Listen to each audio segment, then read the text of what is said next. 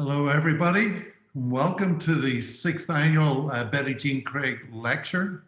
My name is Peter O'Neill, and I'm an associate professor in the Comparative Literature and Intercultural Studies Department. And I'm chairperson of our department's annual Lectures and Events Committee, which is the committee responsible for this event. Today's guest, Helon Habila, professor of creative writing at George Mason University, will give a talk titled Finding Home, the African Migrant in Europe. Professor Habila was originally scheduled to visit us in Athens last March, but COVID-19 had other ideas, so we're especially delighted to have him now, if only virtually. Before turning you over to Professor Habila, there are a few people I must thank and tell you also about some upcoming events. Well, the first person to thank really is the one person after whom this lecture is named. Dr. Betty Jean Craige is Professor Emerita of Comparative Literature at the University of Georgia and has headed both the Comparative Literature Department and the Willson Center for the Humanities and Arts. She's published academic books in the fields of literature, poetry, translation, history of ideas and art, but she's also a murder mystery writer and is well known for Cosmo, the African Grey Pirate series. You can find out more about these works and her forthcoming ones from her website, bettyjeancraige.org. Thank you so much, Betty Jean. Well, this event is under the auspices of the Comparative Literature and Intercultural Studies Department. Like so many enriching things that happen at UGA, it would not be in any way possible without the support of the Willson Center for the Humanities and Arts. I'd like to thank Director Nicholas Allen and all the staff at the Willson Center. Special thanks, though, is due to Dave Marr, who is responsible not only for the publicity for this event, but he's also for technical support today. Thanks too goes to the African Studies Institute, co-sponsor of Professor Habila's talk. Thank you all. Since its inception in 2015, the Betty Jean Craige lecture series has been included in the Willson Center's wonderful Global Georgia initiative, and this year is no exception.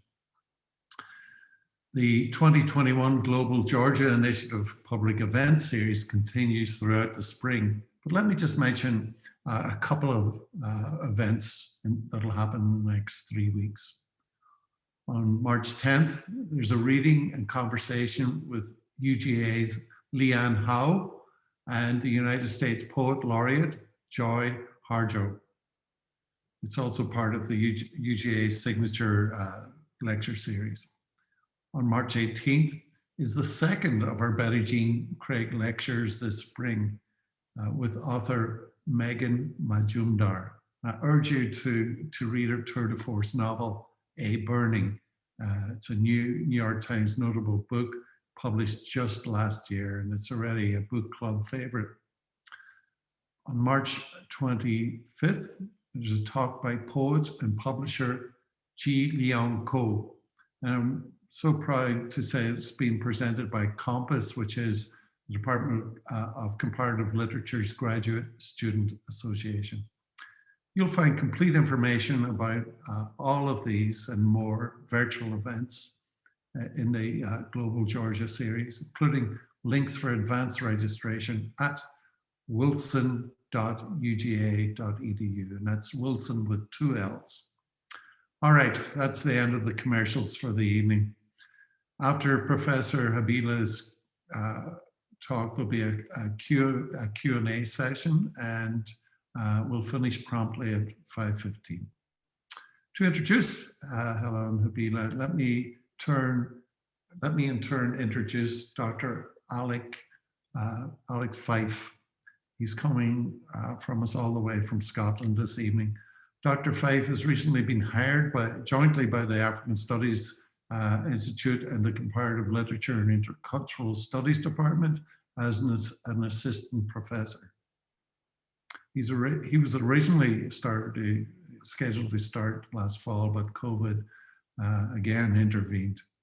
Already a prolific writer on African literature and an experienced teacher.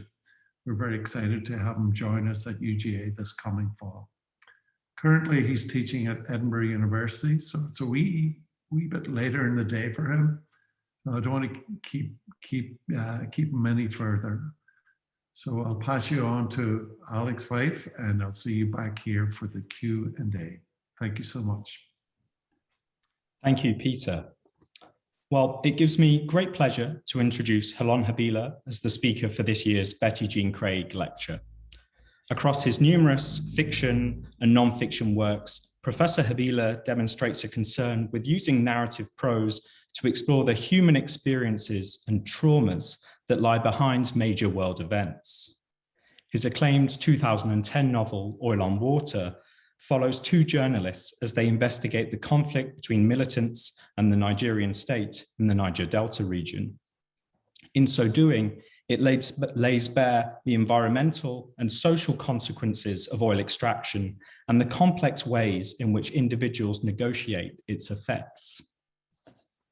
The recurrence of news reporters as characters in his fiction suggests an interest in the work that creative writing can do to expand and elaborate journalistic perspectives. That said, he remains an active journalist himself, and his 2016 non-fiction book, The Chibok Girls, is an extremely sensitive account of the kidnapping of 276 young girls from a secondary school in Chibok in northeastern Nigeria.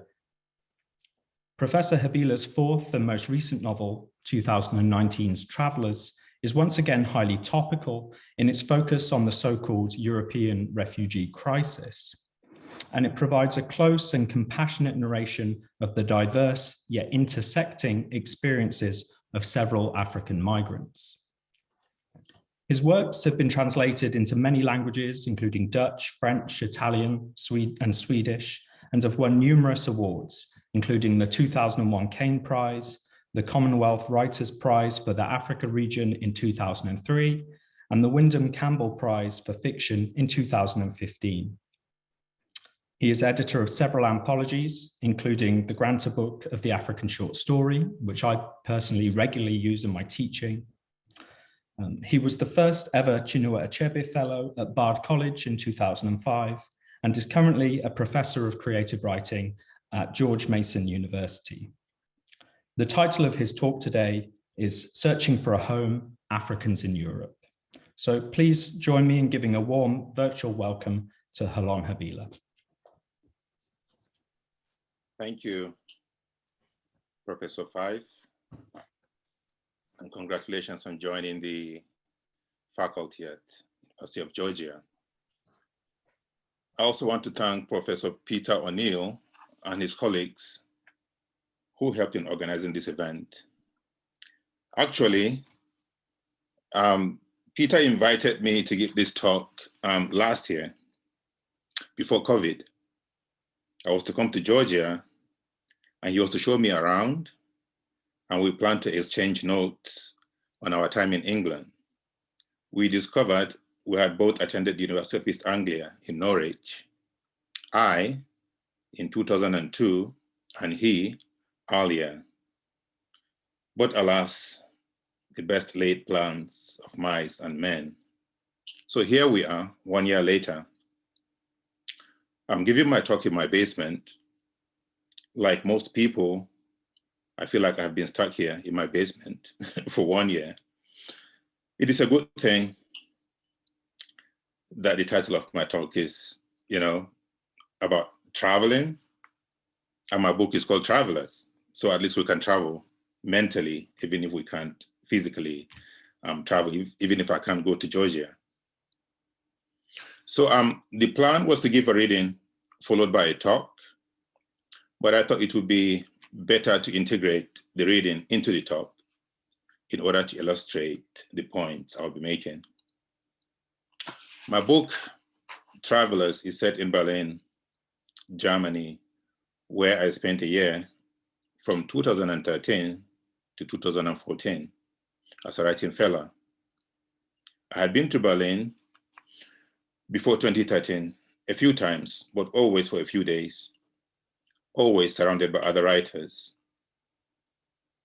for one writer's event or another. And so when I told my wife about the fellowship, about spending a year in Germany, her first question was, what will we be doing in Germany for 1 year? You have to understand that, like me, she had grown up in Nigeria. And remember, Nigeria was the British colony, and Britain had gone to war with Germany in the Second World War. So, like most Nigerians, we grew up absorbing secondhand all the anti-German literature from Britain, most of them outdated. But for us, living in the outermost reaches of the British Empire, they were current. So for us, Germany was definitely hostile territory, but I've never been afraid of travel. Luckily, I was able to convince my wife that going to Berlin for a year would be good for the children. And it turned out to be. We had perhaps the most memorable 1 year of our lives in Berlin. Like myself, the characters in my book are outsiders in Berlin and in the other European settings of the book. They are also very unlike myself in many ways. The story of this book began when, a few months into my stay in Berlin, I was invited by a German newspaper to respond to a very recent tragedy in the Mediterranean. 300 African migrants had perished off the coast of Lampedusa in southern Italy. They were coming from Libya in the usual flimsy boat when they capsized. At the time, it was perhaps the biggest tragedy of its kind. There have been bigger ones since then. Whereas before, I had hardly noticed the African migrants in Berlin, after my article, I began to see them everywhere, on trains, in the streets, in the markets, but most especially in the news. Now, if the news was to be believed, Europe was being overrun by a swarm of Black bodies from Eritrea, Sudan, Somalia, Nigeria, Senegal, and everywhere else in Africa. They were accompanied by other less Black bodies from Syria and Libya, Egypt, Morocco, Bangladesh, Afghanistan, and other countries. They were fleeing ISIS or some dictatorship or famine, looking for a new start in Europe. European leaders were doing all they could to repel this invasion.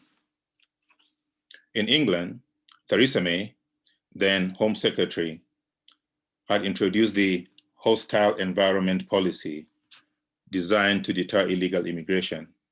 In Hungary, they were building walls to impede migrant traffic. In Italy and Greece, the two frontline states, there were reports of small towns being so inundated and overrun by migrants that the inhabitants had to abandon their homes and move to other towns farther north. I remember when I mentioned to my editor in England that I was thinking of writing a book on the migrant crisis in Europe, his reaction was not exactly enthusiastic. He said, "Are you sure you want to do that?" He was right. It wasn't exactly a subject people wanted to read about in their novels. Too topical, too divisive, maybe an essay, but a whole novel? Another novel? But I knew, viscerally, this was a story I wanted to tell. Sometimes we don't choose the story, it chooses us. My first research trip was to a camp, a refugee camp in Oranienplatz in the center of Berlin. This camp has an interesting story. Refugees had marched from a forest in the outskirts of the city where they had been dumped and forgotten by the authorities, out of sight. And as the days passed and the migrants began to realize the government had no intention of attending to their asylum applications and that they had effectively been left there to rot, they decided to take matters into their own hands. They packed their tents and their bags and marched into the city to Oranienplatz. This green and beautiful square in the middle of the city, they pitched their tents there. It was the best way to get the government to see them. They were raided, constantly threatened, but they didn't budge. Finally, a suitable accommodation was found, not too far from Oranienplatz. When I went to do my interview, they had moved to this new location, an abandoned school building, huge, ugly, with the barest of amenities, but still a step up from Oranienplatz, and definitely many steps up from the forest. I described this visit in my book when the main character, who is nameless, goes there looking for Mark, a migrant with whom he has formed a friendship. I'm going to read from there, my first reading.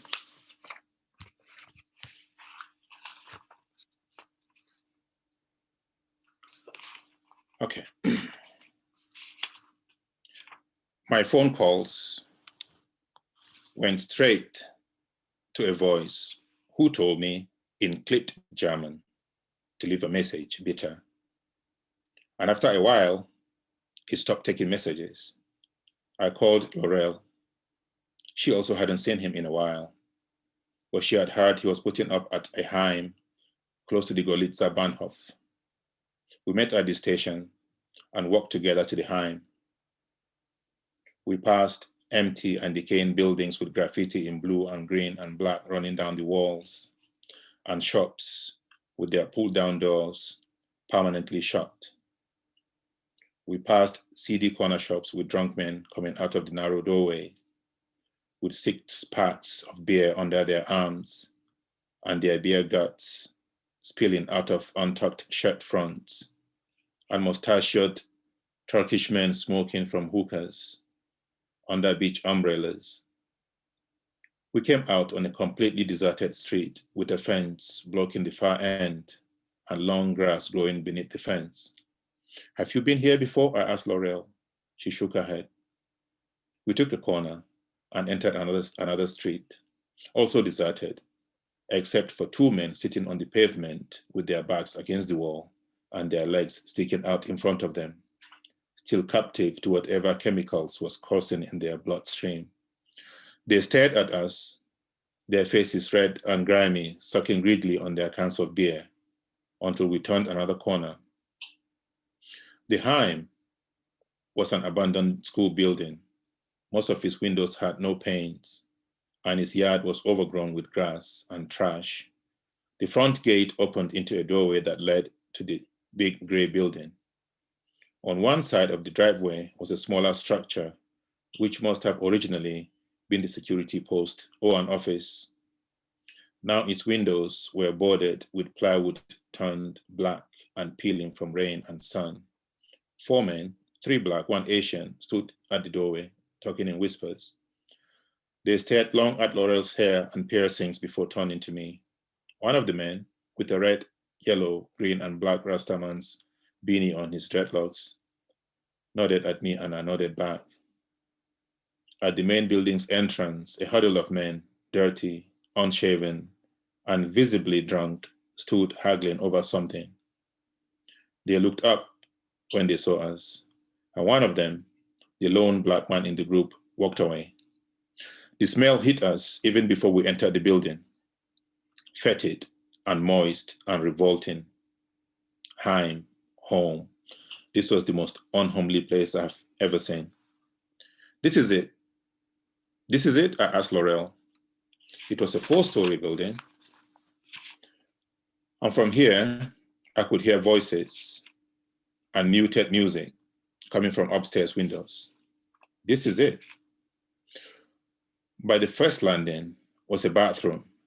Its entrance faced the staircase, half blocked by a pile of trash falling out of and partially burying a trash can.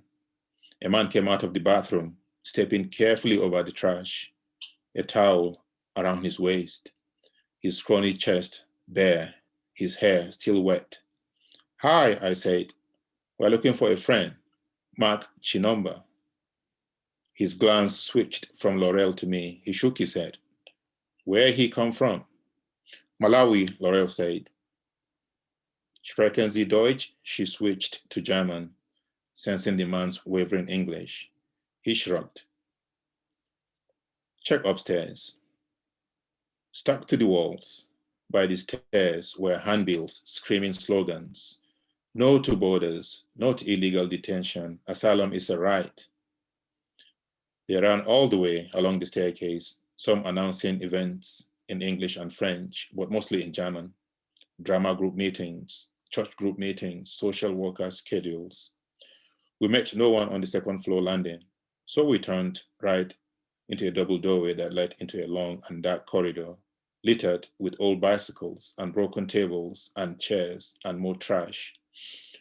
A row of doors faced us, most of them half open, showing bunk beds with tattered mattresses on them, in which men slept with their legs hanging over the sides. I knocked on one of the doors and entered. A man stood in front of a small stove with a pot on it. In his hand was half a chicken, in the other hand, a knife. The sight of Laurel behind me seemed to startle him. Obviously, women didn't frequent this part of the Heim. He put down the chicken on the table, next to a pile of freshly cut peppers and onions, and, wiping his hands on his pants, turned fully to us. No, he had never heard of Mark Chinomba. From Malawi? No, he cannot be here. This room is Senegal. Another man sat on his bed, watching a TV screen on a table next to the bed. It was an old TV with a convex protrusion behind it. He didn't look up as we conversed with the man with the chicken. He continued to stare fixedly at the screen whose light illuminated his face, his expression swiftly changing with the images. There were shoes and more mattresses on the floor, cluttering the passage between the beds. A rancid smell hung over the room, rising from the cooking and the shoes and the unwashed bodies.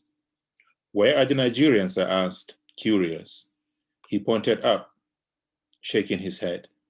You can't find Nigeria now. If you want Nigeria, you come back in the night time. Most of them sleep now. I stopped at the foot of the stairs. I felt tired, depleted. I said to Laurel, I think I've seen enough. That was my visit to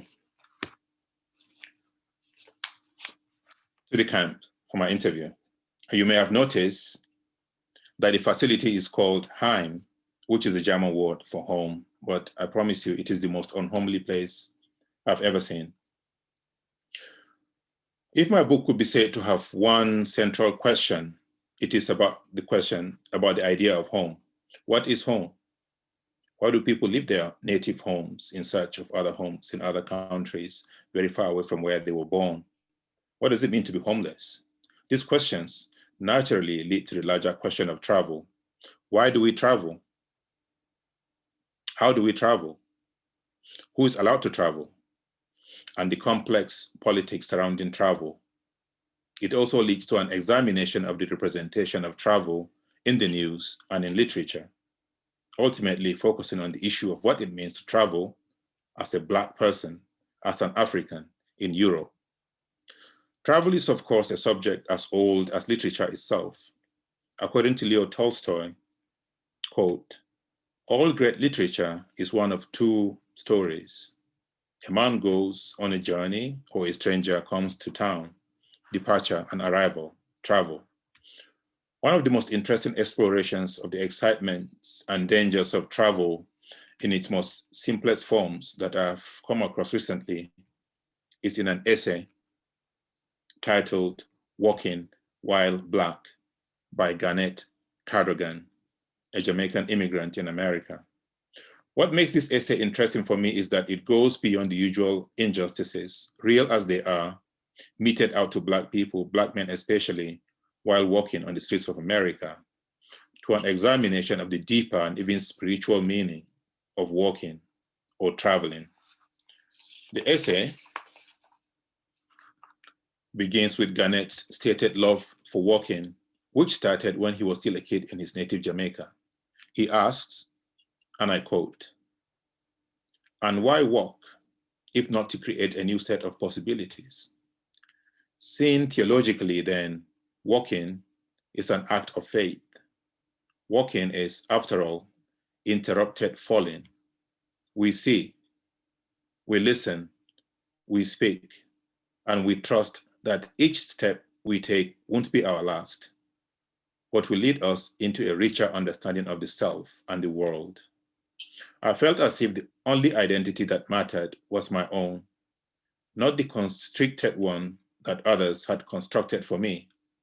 I strolled into my better self. I said, along with Kierkegaard, "I have walked myself into my best thoughts," unquote. There are two important things raised here: the link between walking and freedom, and the link between walking and identity. I walk, I am free. I think, I become. This link between walking or traveling and becoming, or travel and identity, is one of the most important themes in Western literature. Think, for instance, of the two foundational texts of Western literature, Homer's Iliad and the Odyssey. One is about a bunch of men traveling to a distant land to wage war. The other is about the return journey of one of these conquering men and his many adventures on the way. By the end of his travels, he is idealized and raised to mythic status as he now vanquishes and outwits not only men, but even gods.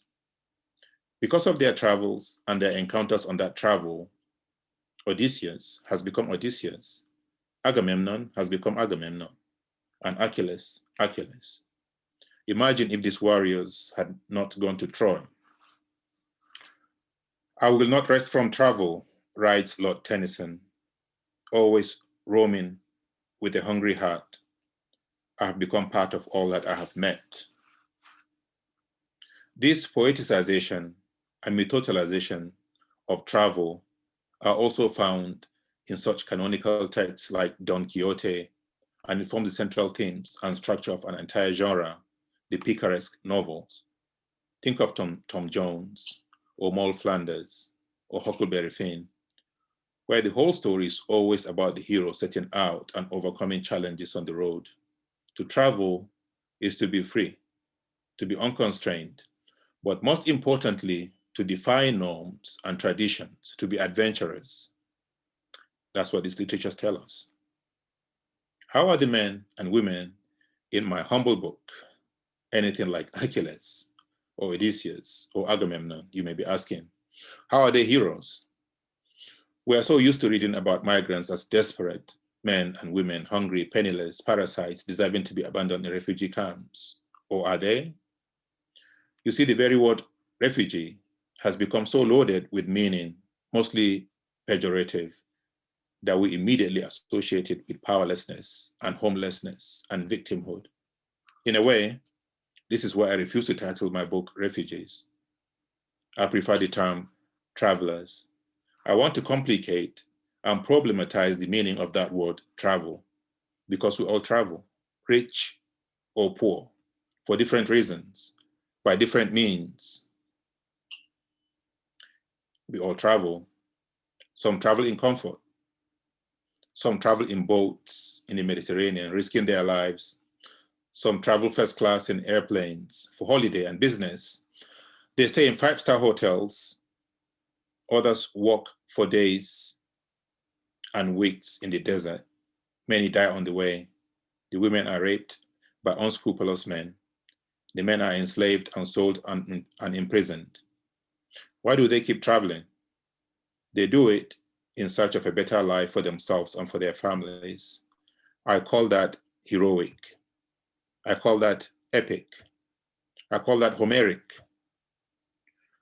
But as soon as I sat down to write their stories, I realized I am no Homer. How do you make these really depressing stories interesting?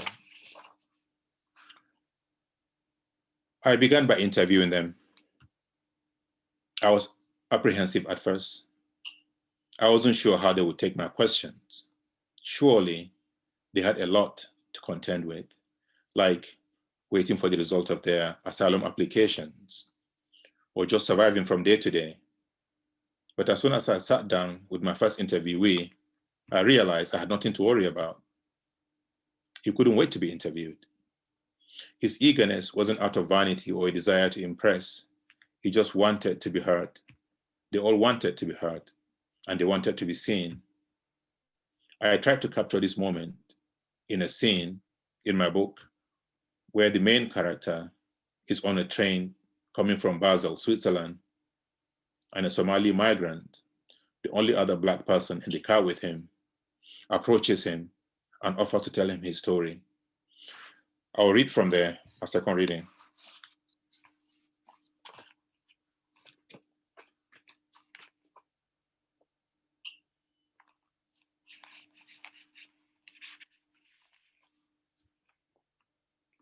There were two officers in the carriage.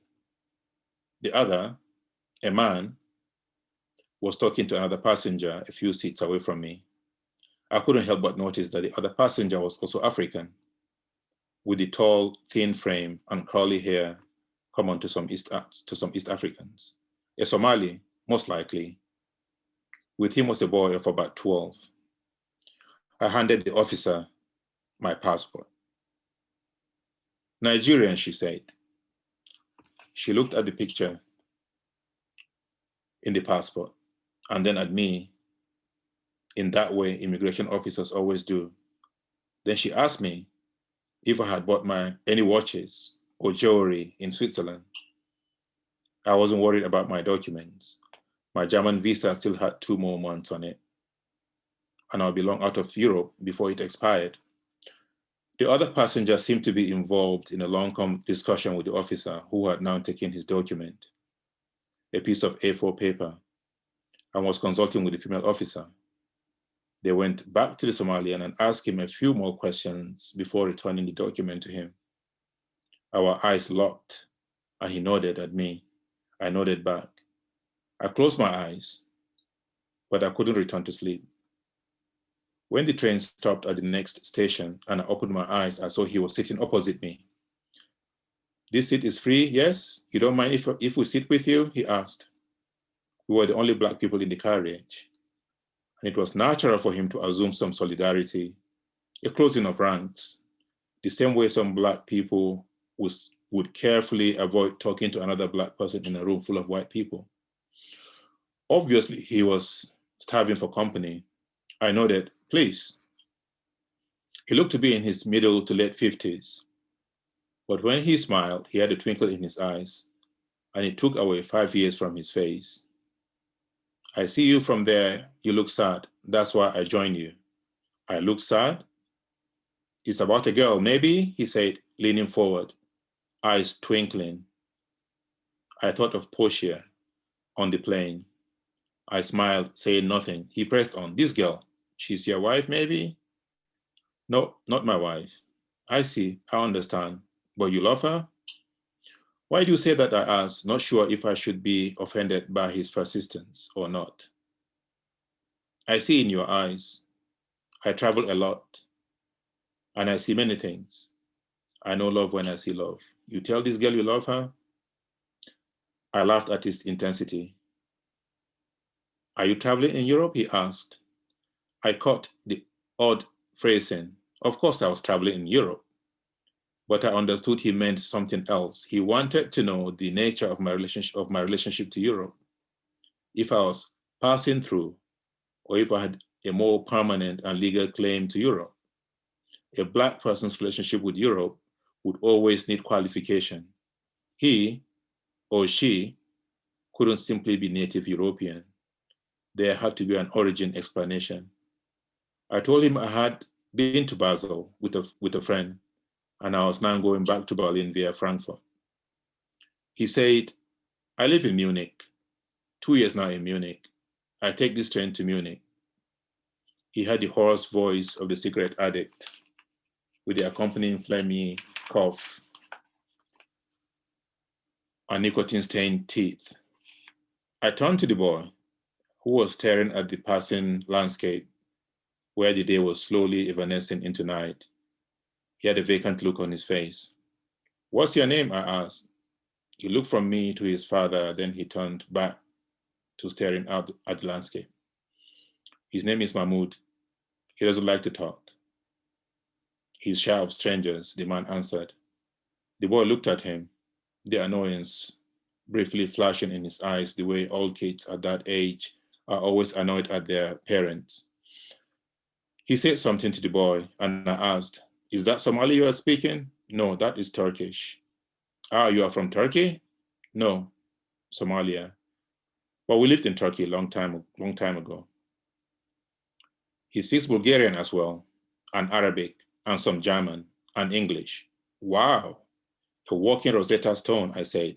"Stone?" He looked puzzled. "How did he learn to speak so many languages? He's so young." "My son, he had very small education. He learned everything from travel." "I see. I've been to many countries, but now we live in Germany. This boy, he has been traveling since he is 4. Now he is 15. So you're going back to Munich?" I asked. Clearly, he wanted to talk. I wasn't particularly in the mood for talking, but I was intrigued by the boy, who sat silent, looking out at the passing landscape, rather quiet for someone who spoke so many languages. I wanted to hear him speak. I wanted to test him. "Tell me something in Bulgarian," I said. He didn't even turn from the window. "We go to Munich first, then maybe we go to Bulgaria," the father said. "You are going to Bulgaria today?" "Yes, maybe. But first, we go to Munich. Listen, it's a long journey, many hours before we come to Frankfurt. If you want, I tell you my story to kill time. It is a long story, but interesting. And all is true. I swear by Allah, it is all true." The offer was made matter-of-factly. It sounded reasonable. We had a long trip ahead of us. What better way to shorten the trip? I leaned back in my seat. "Go ahead."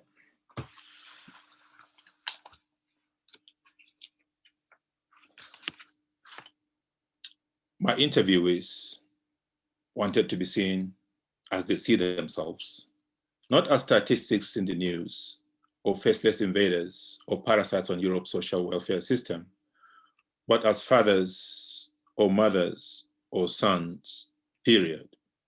In telling me their story, they're also reminding themselves why they are doing this in the first place, why they left home, to strengthen their resolve. All storytelling is an act of interpretation. They're interpreting their own story to themselves as they tell it to me, and I, in turn, will interpret it to my readers, who will in turn interpret it in the process of reading. For all reading, just like telling or writing, is always an act of interpreting. But perhaps the greatest challenge for me in writing these stories was tradition. I was trying to write within a tradition of travel literature that almost didn't exist.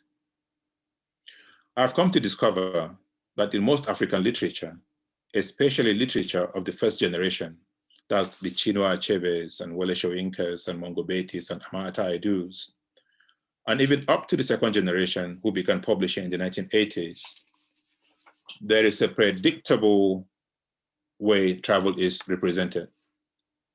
The traveler is often a student or a civil servant going on a course.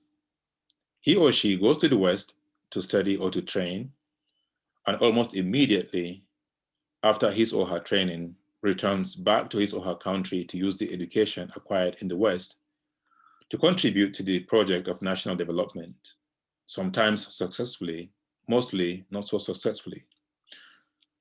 Now I know critics of African literature will perhaps disagree with my description of these works.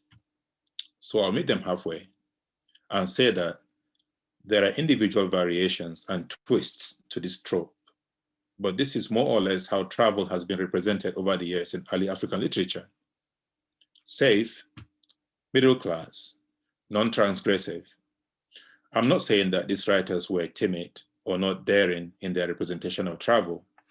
I'm only saying that they had consciously or unconsciously fallen into a pattern set for them by colonialism. Their books are creating and recreating an image of the safe, acceptable, respectable Black traveler. This image has become so fixed that even younger writers are mimicking it.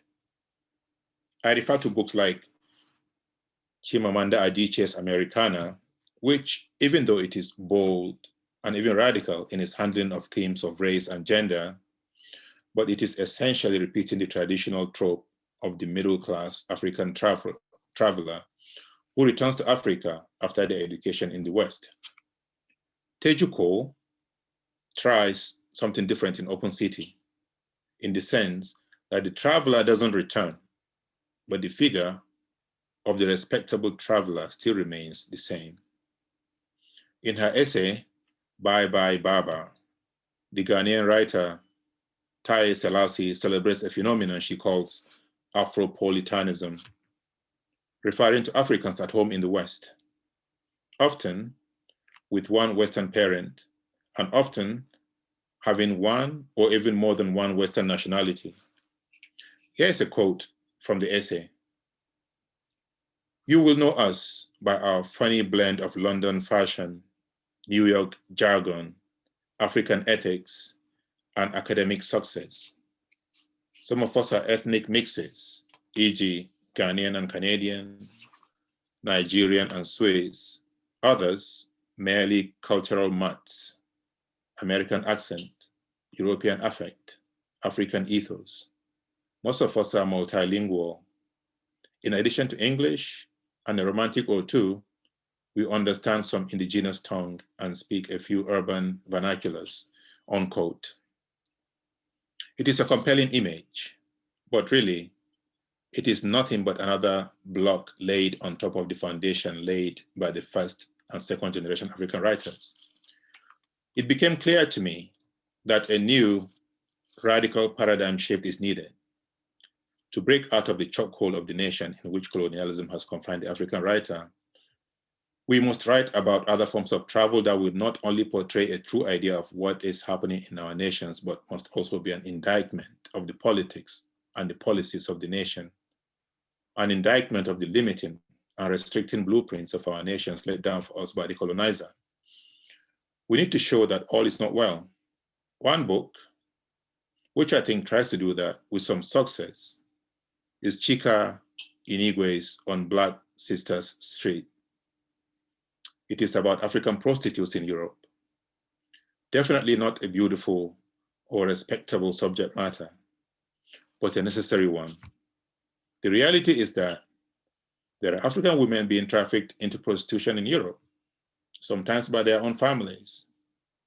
The reality is that there are hundreds and thousands of Africans fleeing their countries and dying in the Mediterranean. Now, what is the African writer to do in the face of this development? We can pretend it's not happening, or we can look at it without blinking and try to make sense of it. And if we look at it closely and critically, we might even begin to see that these travelers may just be the catalysts for change that our world needs. Remember, the role of the writer is not to justify or defend why things happen. Art simply holds up a mirror to society and shows it its reflection. It doesn't have to explain that reflection or even create meaning, at least not immediately. Perhaps we'll come to see with time that these migrants are not the blight that right-wing rhetoric would have us believe. They're simply ordinary people tired of being victims of the nation and would rather throw themselves at the mercy of strangers than die in their living rooms. Imagine if you were a Rohingya. What would you do in the face of the total indifference of your rulers or of the whole world? Or if you are a young man or woman in northeastern Nigeria, where Boko Haram has killed over 30,000 and the entire apparatus of government has failed, and you know the cavalry is not coming to save you. Perhaps one of the most imaginative representation of Africans traveling into Europe that I have seen recently is not in a book, but in a movie, The Atlantics, by the French Senegalese director, Mati Diop. The movie has been described variously as Afrofuturist, also as a supernatural thriller, which means horror flick. It is about migration. A group of young Senegalese men working on a construction site one day decide to emigrate. They have not been paid their salaries for many months. Tired of the class and social injustices in their country, they decide to go to Spain in search of better opportunities. They leave behind their families, their girlfriends. One of the girlfriends, Ada, is the central point of view through which the movie is narrated.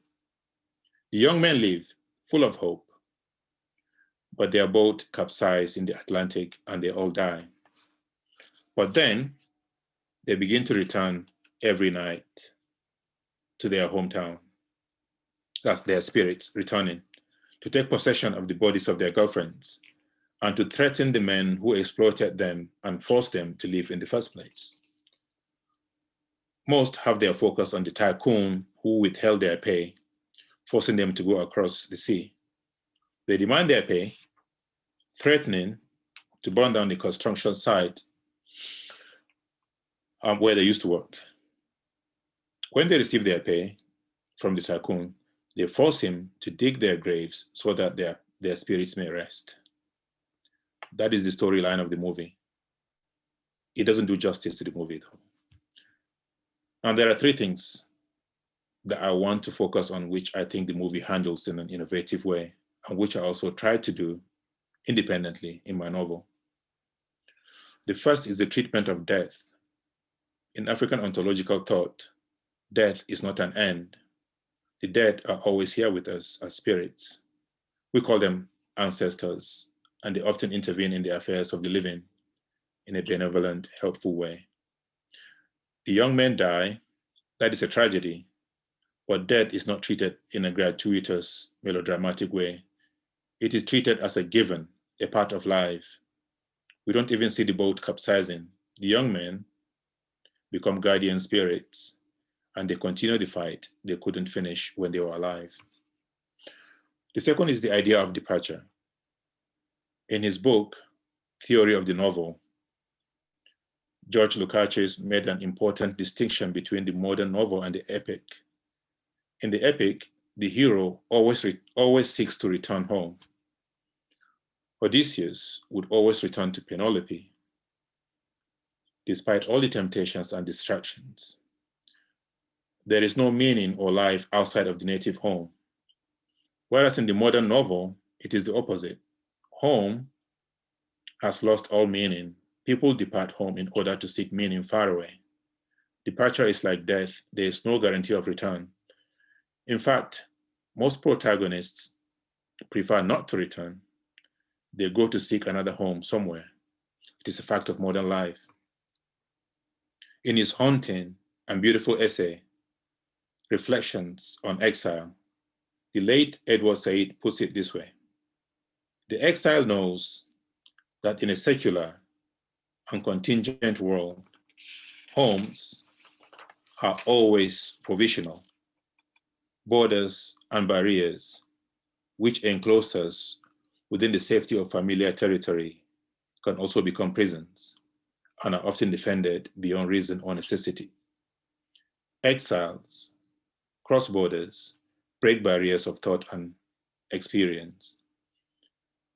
In that same essay, Said also quotes the German philosopher Theodor Adorno, who says, the highest form of morality is not to feel at home in one's home. Now, the third and final point the movie makes, and which my novel also tries to make, is complicating the idea of return. Even though departure is death, it is important also to know that return, even if just symbolic, is possible. Return can take many forms, of course, physical, spiritual, and many more. No matter how far the young men in that movie go, even if they hadn't died, Africa will always be their home, as it is indeed the first home of all humans.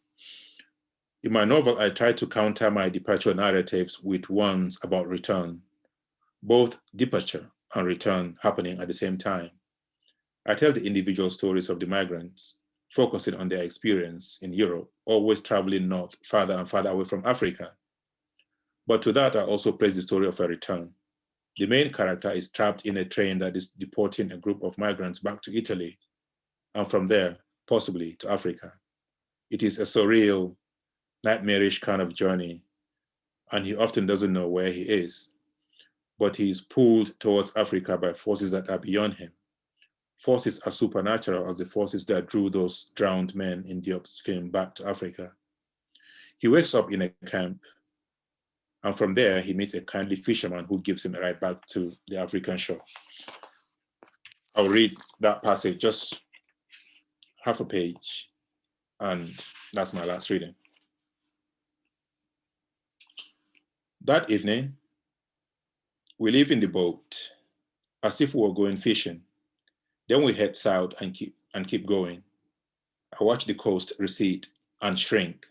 Somewhere out there is the refugee welcome camp on its hilly perch, and I imagine the inmates seated against the fence, watching the water and the distant African coast hidden in the mist. I imagine the Syrian woman knocking her head against the fence and mourning the name of her vanished children and of her destroyed hometown over and over. It will be a few hours, Matthew says. You should go down and get some rest. Earlier, before we set out, he asked me if this was what I wanted, if I wasn't better off staying on in Europe, or going back to Berlin, or even staying on the island with him and the old man. I lie on the bunk downstairs using the tiny backpack Matthew gave me for a pillow. I feel as if there's no deck under me. I'm standing over the water. And when I bend down, I see my reflection glowing up at me. My forehead glistens with sweat. I look terrified. A restless, rioting motion fills the water. A fish, a school of them, is feeding in a feeding frenzy. But when I bend closer, my face almost touching the water, I see they are not fish. They are human, bodies floating face up, limbs thrashing, tiny hands reaching up to me, hundreds of tiny hands, thousands of faces, until the surface of the water is filled with silent, ghostly eyes like lamps shining at me, and arms reaching up to be grasped. They float amidst a debris of personal belongings, toys, shoes, shirts, and family pictures, all slowly sinking into a bottomless Mediterranean. I drift past, and they drift past, and God drifts past, paring his nails. I pull back, tears on my face. I had not thought death had undone so many. Thank you. I'll stop here. Thank you so much. Thank you so much, Helen. That was fantastic. It was so rich and thought-provoking, and I admire your stamina. You have been good. I had you teaching with me and this morning in my transnational literature class, and it was one of the best classes I think I've been part of. And now this, I'm just in awe. And we have about 15 minutes for Q&A, and there's there's so much in your talk. I'm sure people are dying to ask questions. We probably will not have room for everyone, but if you do want to pose a question, please go to the bottom of this screen, and there's a Q&A button, and you can press that. And I know Alex Fife was going to come on and ask the first question, so I'm gonna turn it over to Alex to do that. Thank you. Thanks, Peter. Hi, Helon. That was really terrific. Thank you so much. I particularly enjoyed your comments about the history of the representation of travel in African writing and the kind of middle class bias that you see there. And I'm interested in maybe hearing a little more about what for you have been the kind of narrative or formal or literary challenges in writing about African migration. What are the challenges that you think that sort of poses for a writer from an aesthetic perspective? And it would be great to hear a little bit about how that fed into Travelers and your use of the first person narrator there, the way in which the novel is separated into different books, which I find a very interesting feature, and also the many literary references in the novel. So yeah, I would love to hear a bit more about that. Okay, about 3 or 4 questions there. Well, the first one about the different modes of representation of travel in earlier African literature that I talked about. Like I said, it's usually about this person who goes to study in Europe and then comes back, or in America, and the focus of the writer is not really about the life or the times of that person in Europe. The trip is just a pretext to have the person come back, and to kind of explore the changes that happen in that person and how he confronts tradition when he comes back, to Africa. Now he has become this changed person. He's seen as, a metaphor for the modern coming back to confront tradition, so that there will be this clash between tradition and modernity. That's always been, the trope that was used. And usually modernity is shown as something that's kind of invasive and evil, that destroys what is traditional and pure and pristine, in Africa, the African value. So there's a lot of these books like, No Longer at Ease by Chidwa Achebe. Second Round by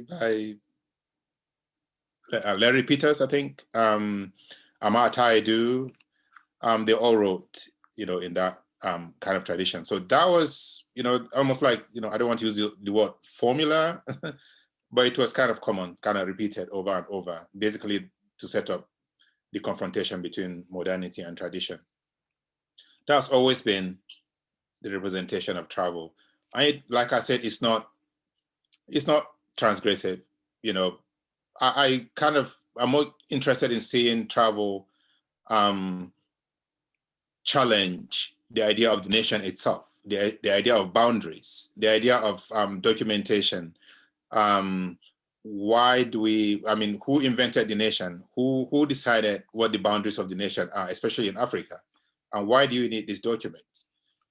And to kind of go across class as well, and to show certain class of travelers now who are not really that middle class, respectable travelers, who don't even have any document, who break all the laws and change the idea of travel itself on its head, if you see what I mean. And I think your second question was about my use of the first person narrator. And just how you as a kind of writer negotiated the kind of challenge of representing African migration in Europe. Yeah, so I think, like I said, we had to change all of the earlier assumptions and representations and just try to, kind of recreate the way we look at travel. And I mentioned that movie, The Atlantics, which I saw actually, just last year after my book had come out, and I was kind of impressed. And there were so many things that she did, in the movie that I wish I had done in my book. But, you have to be imaginative. You have to really shock the reader, your audience, into looking at travel in a totally different way. Her use of the, the genre of horror, to do that, and other ways. I don't know if one can do all that in a novel, but definitely something that we can all learn from. Very, very interesting. All right, I've been monitoring the Q&A, and I want to combine a couple of questions. There's one from Maggie Tillotson and Nikki Fogel, and both of them concern the narrator, and why you had the narrator remain nameless, throughout, and just who is the narrator? Was it Maggie was, it was a composite of your or others' experiences, or a way of maneuvering through, these different lives, and how does it not giving a central character a name facilitate this?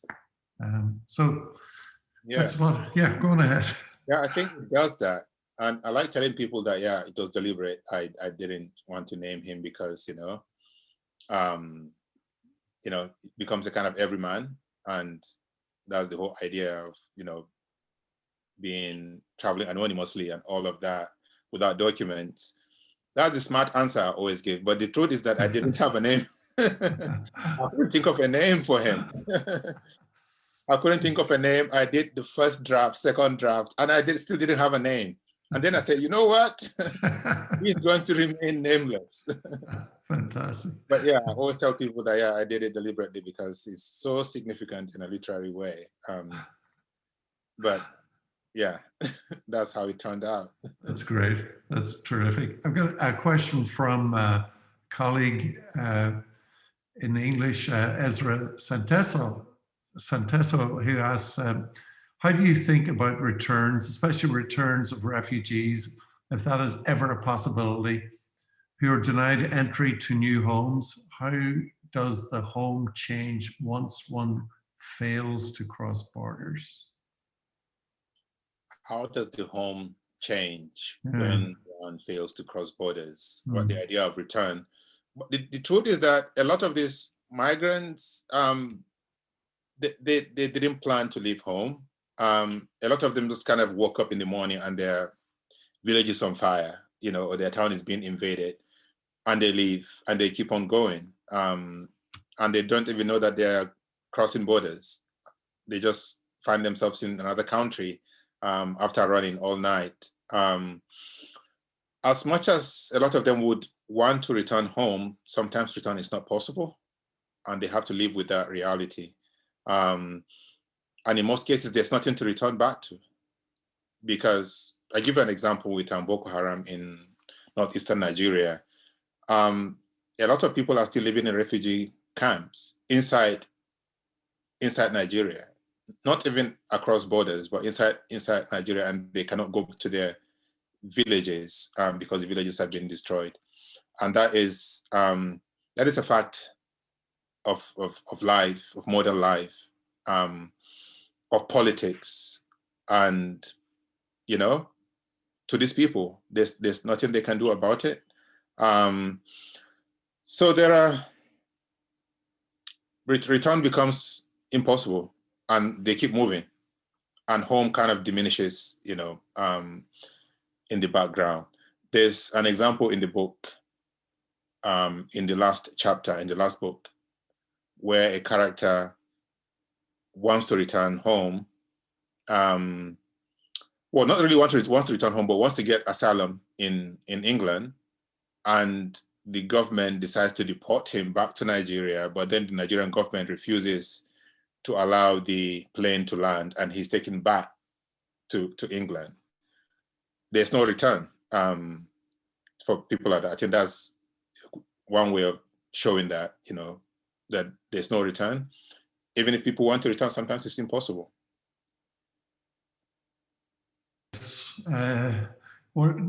There's a student from Nikki Fogle's class has a question. Is there a particular reason that the style of writing is changed after the narrator's deportation? Like in book 5, paragraphs seem to blend together. Dialogue no longer differentiated in quotations like before. In book 6, the dialogue then is distinguished by dashes. So what is it representative of, if anything at all? Not really anything much. I was just kind of trying different styles. I wanted the book to be multifocal, multivocal, and to approach the telling from different points of view as much as I can, and also to include different styles. I see travel, especially for these people, as a kind of fragmented experience. You're in this place today, tomorrow you're across another border, you're in a different country. There's that sense of disorientation and being without agency in so many ways. And I try to kind of approach that in the writing itself, you know, to show this disorientation, kind of disorient the reader, and to make the reader not expect anything predictable, that the unpredictable is the predictable in the book. Yeah. Yeah, that's really interesting. And there's a question here, I think, and we'll probably have time for just one or two more, but Ayala or Kuza asks, it's really, first of all, she says it's really interesting lecture. Can the speaker explain a little on the politics of travel in African literature? Politics of travel in African literature. Yeah. I basically, that's what my whole speech was about. Yeah.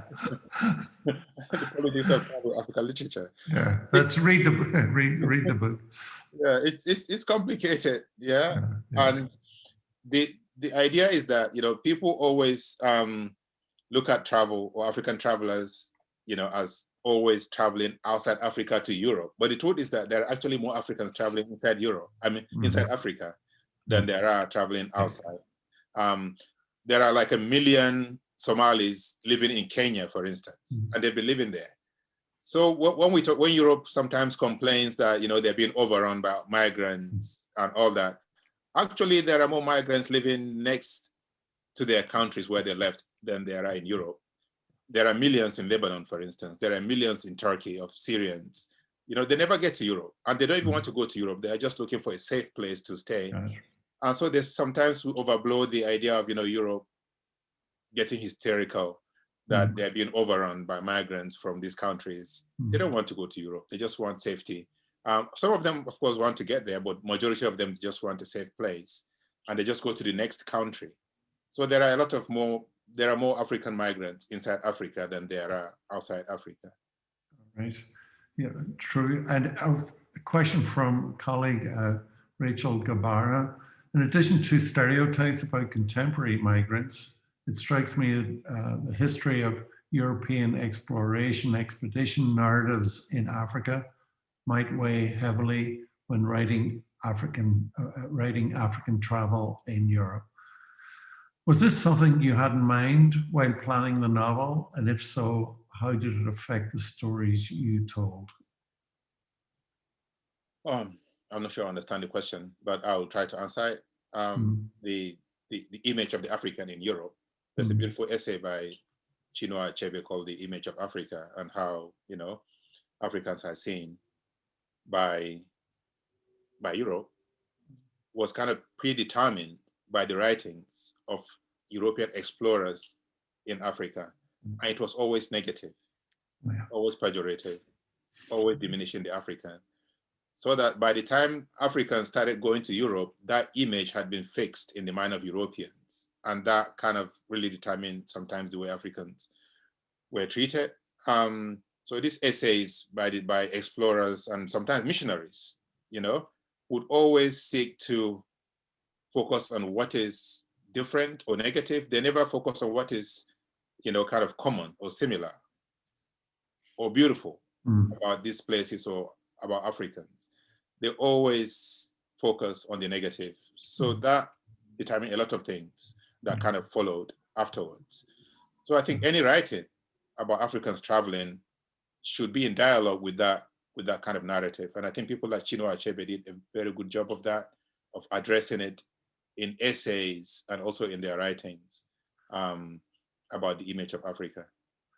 All right, we've just one quick last question from Aruni Kashyap. I think you know Aruni. Could you talk about some books that are not published abroad, you know, but are published by presses in Nigeria, books that you would strongly recommend us read? Oh, I cannot think. That's been a long day. And yeah, Aruni, I'll send you a list. I'll send you a list if you want. Put me on the spot.